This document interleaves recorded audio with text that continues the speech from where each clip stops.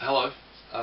For those of you who don't recognise me, my name is Stuart Chignall, and we might not have met because we could have got connected via social media through the work that I've been doing promoting a couple of projects, one of those being Fish Farmers, which is an integrated agricultural project combining fish farming, hydroponics and irrigation.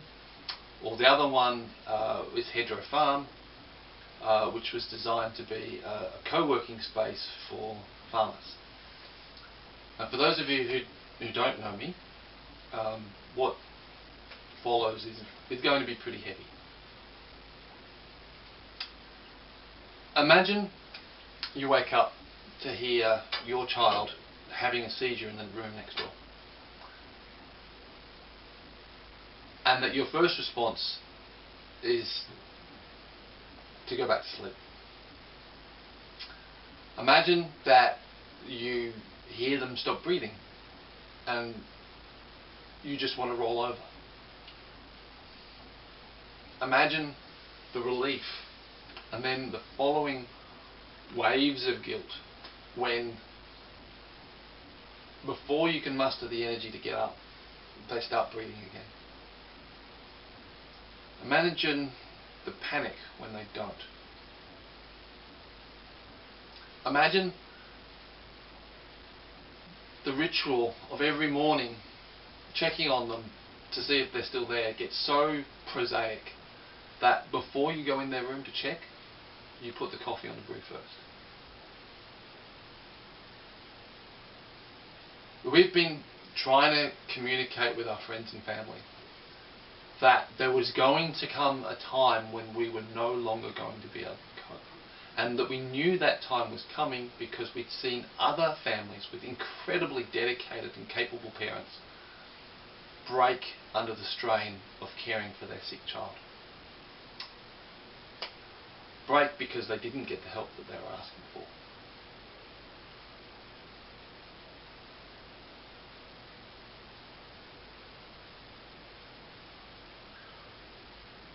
When we've said that we're not coping, and when we've said over the last few months that we're running out of strength, it often seems that people don't hear what we say. They rather interpret what we say, and what they think they hear is, "Oh geez, we're having another rough day today." And they'll respond by trying to encourage us. But encouragement can only bring out of someone what is already there. Encouragement can only help someone to be all that they can be. When you've given all you've got, encouragement just hurts. And often when people ask us what they can do to help, they don't do what we ask. Instead, they do what they think will help us more. A while ago, I got a whole stack of wood cut up, but I didn't get it split. And last spring, a bunch of people asked us what they could do to help, and I said that the most important thing that they could do was to get that wood split and stacked in the shed, because I'd hurt my back and it was something that I couldn't do myself. Now those guys, a bunch of them had their own hydraulic splitters, and they didn't do it. Instead, they mowed our lawns. Now when you ask someone what you can do to help, and then don't do it, or do something else, what you do is you erode their ability to cope. You might think that you're helping, but often what you're actually doing is making things worse. You're disempowering the people. You're making them think that they don't have a voice, that you're not really there listening to them, that you think that you know what's better for them.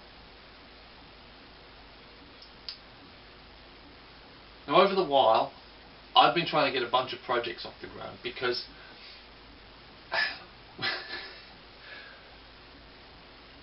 we need the money. And money won't make Eadweard better, but money will give us the means to pay our bills, to get a new wheelchair vehicle, to get more help around the house so that we can get some sleep so that we can cope with looking after the other kids and cope with Eadweard's medical needs.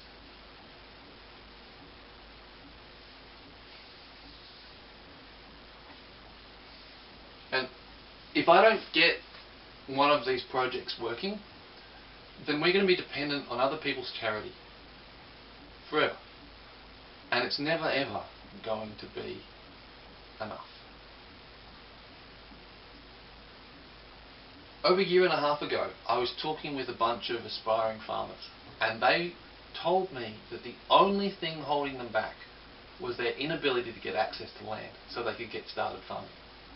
So I went out and I talked to a bunch of investors and relatively quickly raised enough capital that we could go and buy a farm. And I did that through hospital admission after hospital admission, seizure after seizure, infections, no money, and soul-crushing exhaustion. Yet when I went back to those aspiring farmers, they didn't step up and they faded away.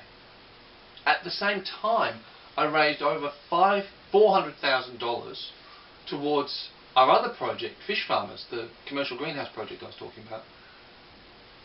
But it didn't help, because until I access the full amount, the $650,000 that we need to get that project started and find a farm on which I can put it, we can't access the money. We can't get started.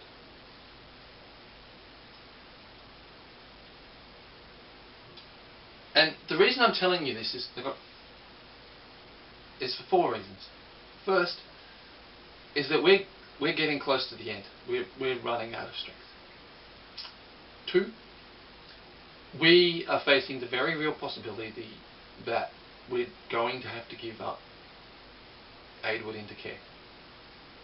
Three, there is the very real possibility that we're going to have to give up the other children as well, because Child Protective Services knows that parents like us will do everything we can to keep the family together, and when we can't, it's often because we're so broken, and that often means that the other kids can be at risk.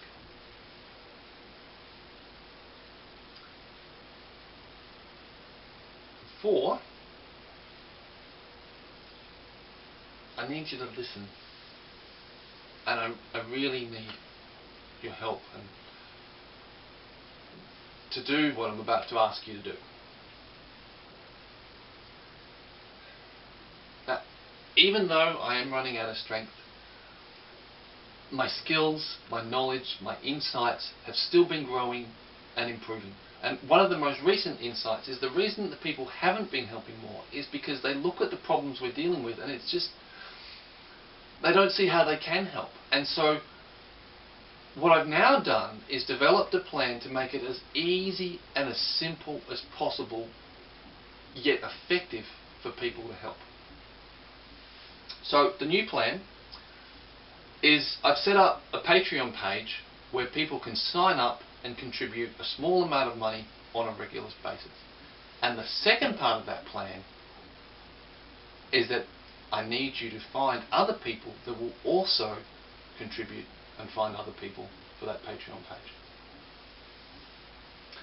Now, Patreon is a bit like a crowdfunding platform, except instead of raising capital, what you're doing is you're generating an income.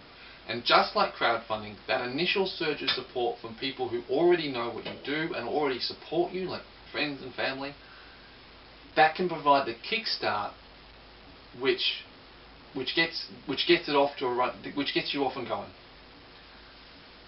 Now, I've already got a video up on that page to give an introduction to my work, and the second video I will be doing will be talking about how small amounts of money given on a regular basis can be way more powerful than much larger donations. You know, so for example, instead of bringing us a meal, a pre-cooked meal, consider contributing $2 a month to the Patreon page. If next winter you would be buying us wood to keep us warm, instead contribute $20 a month via the Patreon page.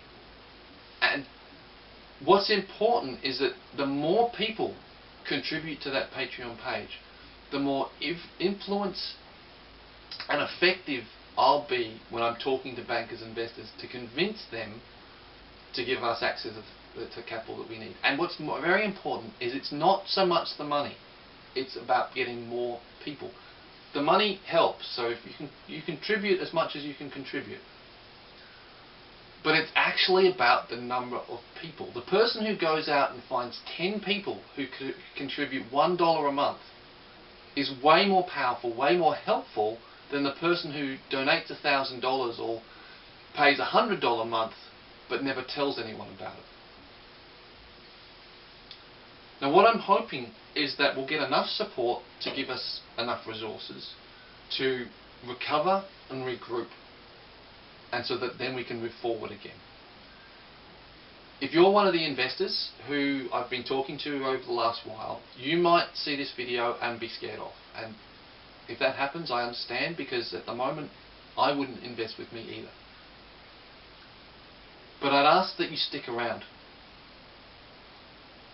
and keep watching, because if this works, if we do get the support we need and that allows us to keep going, then if I was going to invest in someone, I'd want to invest in someone who had already demonstrated their ability to push through adverse circumstances. So, thank you for listening, and thank you for your support.